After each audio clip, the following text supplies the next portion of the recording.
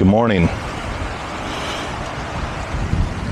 I'll show you a view here in a minute. I'm in Mexico, been on vacation. It's always a humbling experience when I come here because just people live so differently. And in the U.S., we're so blessed. A lot of times we don't even know it. Even the poorest people in the U.S. are still blessed. You travel here and you walk around and you see some of the places where people live, the way that they live. It's humbling. My channels have taken off. My YouTube, my Instagram. It's funny because I was praying that God would show me, give me a business opportunity. I don't know if this will be that, if this is how I'll be blessed, but I love it because this is what I'm called to do, is to mentor men anyways. And if this takes off and I'm able to bless people and make money doing it, I couldn't have think of anything better I could possibly do. As I'm getting a lot of traction on my pages, I feel like it's important to kind of introduce myself to new people. My name is Osa McDonald. I grew up in Idaho.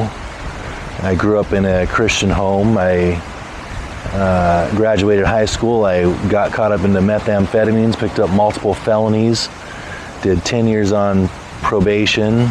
I ended up going to prison, got out, got gold sealed, got a full pardon. Through that term before I went to prison, I came to Christ in sincerity, and God's call in my life since then is to mentor and raise up men, to disciple. So that's what I do. That's what my platforms are built to do. They're just to expose, inspire, and encourage other men. And it's not that women don't need the same, but that's not my calling. I mean, so if you're a female and you're supporting what God has called me to do, then that's awesome, and I don't want to offend you if I'm not talking to you specifically, but my wife told me that that I don't do a good job mentoring women, so that's okay. That's okay. I don't speak the same language, even though I try.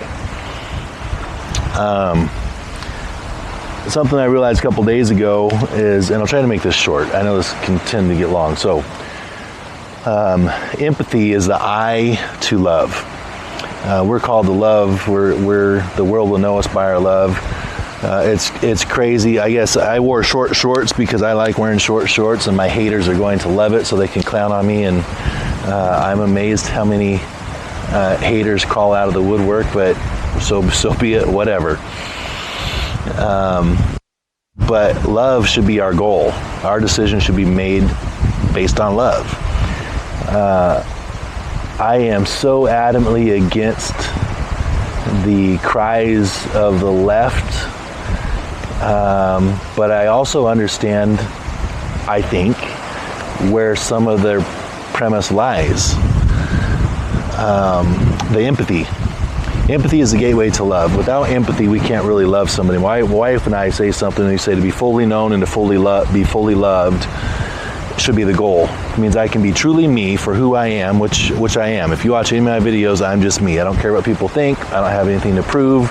And by the grace of God, I don't need anything from anybody else. That's not why I'm here, and I don't need it. I get it from God, and then my wife loves me well, and I feel super blessed. So in that allows me to just be authentic, genuine, sincere. The empathy component allows me to look into somebody else's life and meet them where they are and to love them well. I think that's probably why this trip has been so moving to me, is because, you watch the people. It can be overwhelming when you're walking down the street and everybody and their chicken's trying to sell you something. But at the same time, to have the empathy to say, I understand what the struggle is, right? I understand what the goal is, what they're doing, and to want to bless other people. And down here it's awesome because you can bless people relatively easily. I think, again, even in the U.S., there's times when even $100 can really bless somebody in a big way.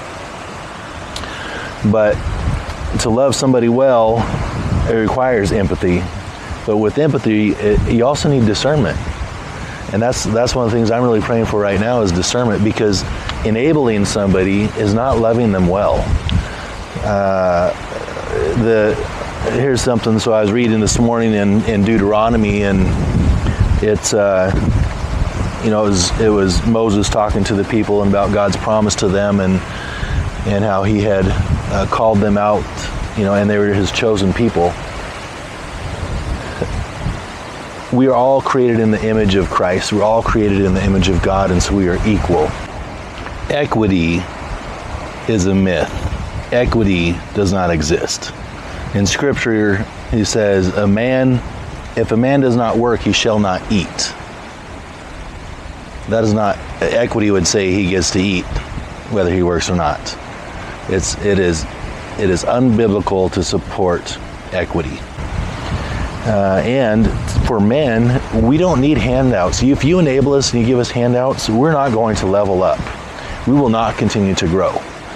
That's not loving somebody well. So we have to have the discernment to say, hey, what's the loving thing to do for this person in this moment or in this situation? Maybe it is giving them money if they're on the street corner. Maybe it's not. Maybe it is buying them a pair of boots if they need a pair of boots, but maybe it's not. Maybe they're enabling them. All you're doing is continuing their bad character. Because character is really the name of the game. Character, grit, fortitude. A man has to have those things, or we have no value. We don't bring anything to the table. We're just and I'm speaking from my own experience, we're just a walking black hole and sponge that just sucks everything from around us as much as you'll give us. That's why people go to jail. That's why they're in prison. They're just selfish enough to end up there. It's not loving to allow them to allow us to continue to live like that. Healthy, good boundaries, tough love. You can call it tough love, but real love is doing what we need the most to continue to grow and develop character.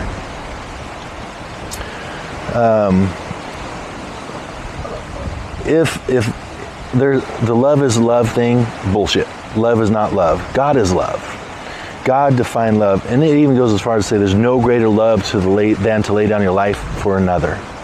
So if that's the epitome of love, then the nemesis of love is going to be selfishness. And that's the black hole. That's the mine, me. And so people want to say love is love because we want to feed into and enable the selfish behavior, but that is the epitome of the opposite of love. We don't want to do that. That's not loving. You want to help somebody to throw the brake. Now we can't make change for them, but we can at least say, hey, I'm not going to do this thing because of this reason, and they can sort through that. And again, that's God's work, not ours, but they can sort through that and figure out what they really want. I'm not going to give names, but I know a young lady who has a boyfriend that lives out of state. When he graduates high school, they want to move so they live in the same state to try to continue their relationship. The young lady thinks that she wants to love him and help him and say, oh, I want to help him get a car or maybe take steps to move.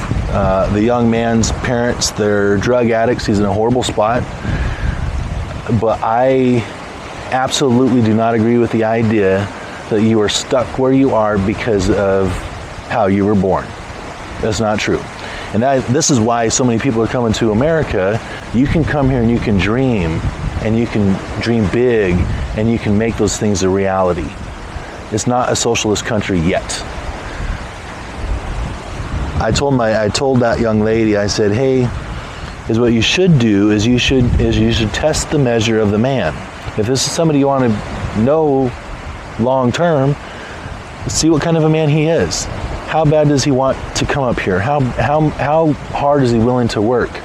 Is he willing to get a job while he's a senior in high school, save up money, put money aside, buy a car so that when he moves out, he can actually escape the life that he was born into? He doesn't have to stay there. He can move.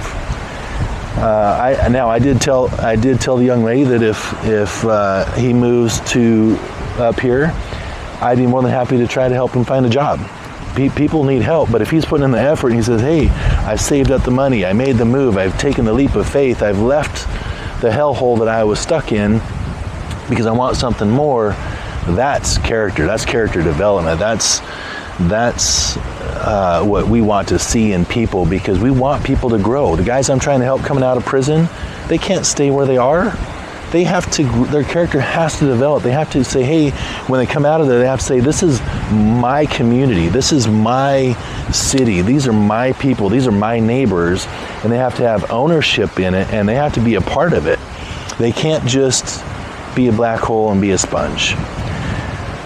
So when we look out in our life, whether it's our marriage, it's our friendships, it's people that we lead, whatever it is around us, or maybe we're the one being led. Maybe you're watching this and maybe you're the guy that is just getting out of prison and you're wanting to do better. Or maybe you're the guy that is growing up and you've got the parents that are drug addicts and you feel like you're just stuck.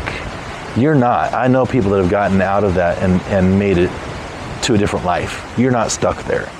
But you have to have the grit and the fortitude and the drive to do something about it and to want something more. It's up to you. Life is all about how bad you want it. You want to work out, you want to put on muscle, you want to lose weight, you want to get a good job, you want to have a good marriage. It all requires work. It is all, how bad do you want that thing? And you can set the bar low. There's guys that come out of prison, they say, I just want to come back to prison. That's a low bar. You should come out and say, I want to become a good father, a good husband, a good employee, or a good employer. Why not start your own business? You can dream. And if you're doing those things, not going back to prison is the lowest thing you have to worry about. It's just collateral.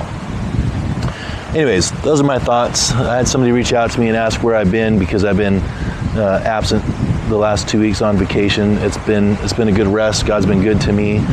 But that's what I've been, I don't know where I've been mentally and prayerfully the last 2 weeks. So God bless you guys. I don't know what God will do with my channels. I don't know where He'll take me, but if you support what I'm doing and you want to allow me to continue to do this and bless me, then that's awesome. You know, like, follow, subscribe.